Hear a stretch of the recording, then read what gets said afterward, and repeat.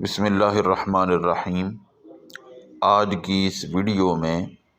حضرت سیدنا موسیٰ کلیم اللہ علیہ السلام، جو اللہ کے جلیل القدر نبی اور رسول ہیں، اولو العزم رسول ہیں، ان کی وہ دعائیں ذکر کی جائیں گی جو قرآن کریم کا حصہ ہیں۔ پہلی دعا جو انہوں نے اپنی اور اپنے بھائی کے لیے بخشش کی، رحمت کی وہ سماعت فرمائیں۔ رب اغفر لی ولی اخی وادخلنا فی رحمتک وانت ارحم الراحمین۔ ربی، اے میرے رب، اغفر لی، مجھے بخش دے، ولی اخی، اور میرے بھائی کو بخش دے، وادخلنا فی رحمتک،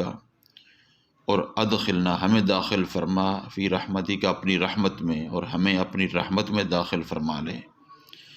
وانت ارحم الراحمین، اور تو سب سے بڑھ کر رحم فرمانے والا ہے۔ ایسے ہی مغفرت و رحمت اور دنیا و آخرت کی بھلائی کے لیے حضرت موسیٰ علیہ السلام کی دعا، انت ولینا فاغفر لنا وارحمنا وانت خیر الغافرین واکتب لنا فی ہذہ الدنیا حسنۃ وفی الآخرۃ انا ہدنا الیک۔ انت ولینا، تو ہی ہمارا کارساز ہے، ہمارے کام بنانے والا ہے، اور کوئی نہیں بنا سکتا۔ فاغفر لنا وارحمنا، سو تو ہمیں بخش دے اور ہم پر رحم فرما، وانت خیر الغافرین، اور تو سب سے بہتر بخشنے والا ہے، واکتب لنا فی ہذہ الدنیا حسنہ، اور تو ہمارے لیے اس دنیا میں بھلائی لکھ دے، وفی الآخرۃ، اور آخرت میں بھی، انا ہدنا الیک، بے شک ہم نے تیری طرف رجوع کیا ہے، لہذا ہمارے سارے معاملات تیرے ہی سپرد ہیں، ہمیں بخش دے اور ہم پر رحم فرما۔ شرح صدر کے لیے، یعنی حافظے کے لیے، چیزیں یاد رکھنے کے لیے حضرت موسیٰ علیہ السلام کی دعا، اور اس کے اندر اور بھی بہت سی دعائیں آ جاتی ہیں، یعنی معاملات میں آسانی، کاموں میں آسانی کی دعا بھی آ جاتی ہے، اور زبان کی لکنت، گرہ کھولنے کے حوالے سے بھی، تاکہ لوگ آسانی سے بات سمجھ سکیں۔ یہ سورۃ الطٰہٰ کی آیت نمبر 25 تا 28 میں ہے۔ فرماتے ہیں، رب اشرح لی صدری ویسر لی امری واحلل عقدۃ من لسانی یفقہوا قولی۔ اے میرے رب، میرے لیے میرا سینہ، صدر کا معنی سینہ ہوتا ہے، میرے لیے میرا سینہ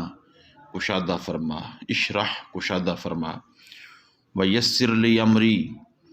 اور آسان کر دے، آسان فرما دے میرے لیے میرا کام،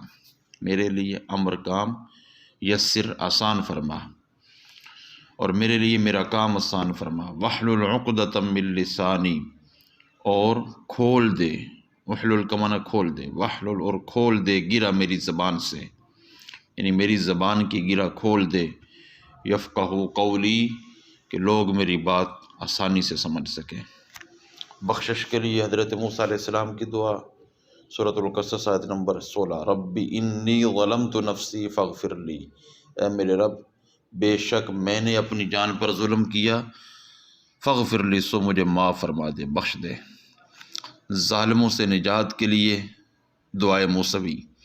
سورۃ القصص کی آیت نمبر 21، رب نجنی من القوم الظالمین، اے رب، اے میرے رب، مجھے ظالم قوم سے نجات عطا فرما۔ اللہ ان دعاؤں سے ہمیں کما حق ہو مستفید ہونے کی توفیق نصیب فرمائے۔